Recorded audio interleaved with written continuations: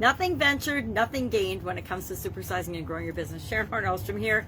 And this idiom reminds me that business is an exchange of value. What we give or what we invest, either in money or resources or time or energy, is what we're venturing into.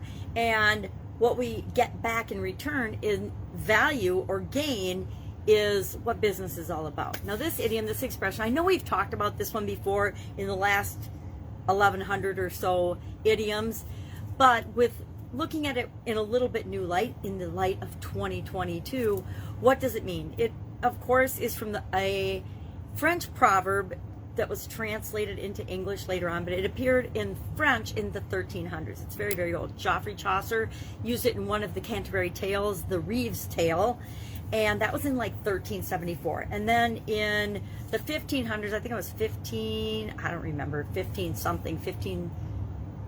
mid 1500s,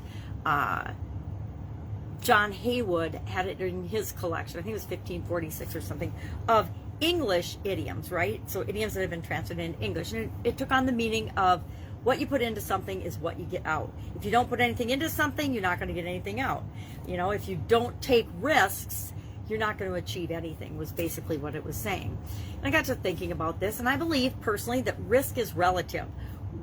Risky to me might be like psycho to someone else. Risky to, or psycho to somebody else might just not even be risky at all to me. We all get to decide what feels risky, what we want to venture, what we want to invest, what we want to put into things. I've always told my kids, you get out of things what you put into them. And I have to remind myself sometimes, you get out of things what you put into them. You get out of relationships what you put into them. You get out of businesses what you put into them. That's why I believe we should always be reinvesting our profits back into our businesses. You know, we have to live, but for the most part, we should be building and growing and supersizing by reinvesting into our business. So what are some of the best business management practices? You can look up all different things and decide what you should invest, what's venturing, what is investing to you. Do you invest in your people? I believe that one of our greatest resource in any of the businesses I've ever been involved in, the greatest resource, also the most expensive resource in any business that I've been involved in so far, has been people, the human resources. Why? Because human beings are invaluable, right?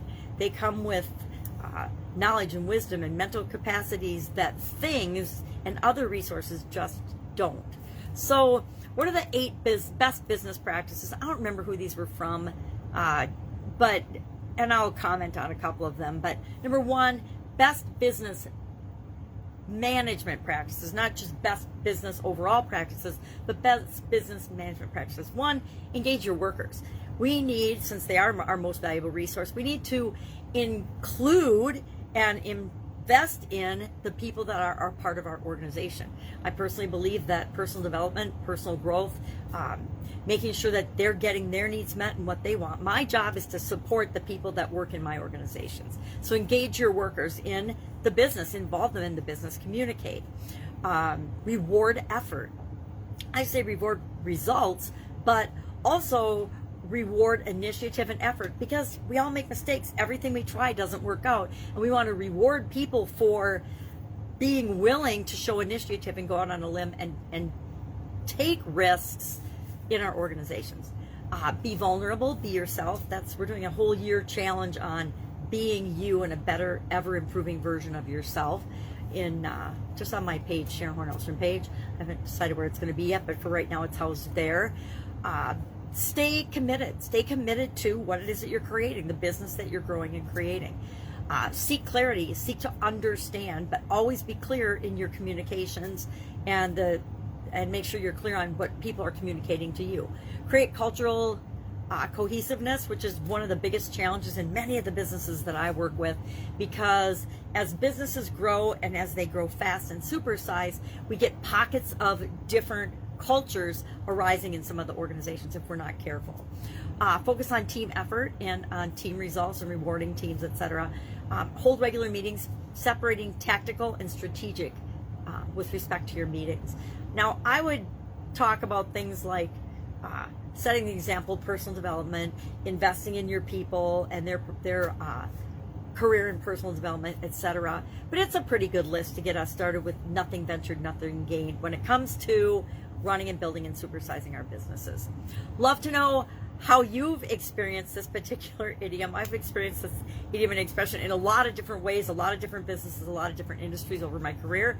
Some of them good, because some of the things I ventured and invested in have paid off more than I could ever have imagined, and others were complete and total busts and some of the worst decisions I've ever made in my life. But that's how we learn, because part of nothing ventured, nothing gained is acquiring our own wisdom and experience along the way, and who we become along the way as we grow and supersize our business. That's it. That's our idiom for today. Have an awesome day. If I can help you in any way, ask. Otherwise, be with you tomorrow with another interesting idiom.